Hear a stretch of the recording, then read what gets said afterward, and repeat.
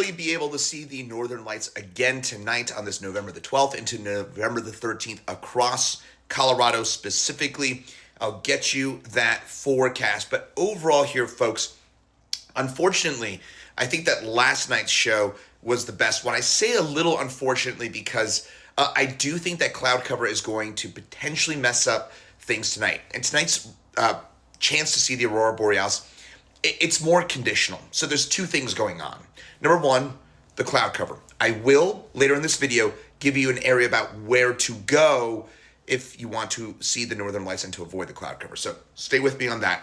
But number two is that the third and potentially the strongest coronal mass ejection, that is the thing that is leading to this aurora borealis show. It is a solar storm, and the third kind of piece of it that arrives at some point today. Now, it may arrive too early, and it may mostly come during the day today, which of course means we wouldn't be able to see it. But your best window tonight to see the aurora borealis in Colorado will likely be on the front end of the evening, because again, that third coronal mass ejection, and just keep in mind here, folks, space weather prediction, space weather forecasting, challenging. So I will update this if this changes, but at this point it appears it would be on the early side of the evening, between about right after sunset, so between about 5 and 9 p.m.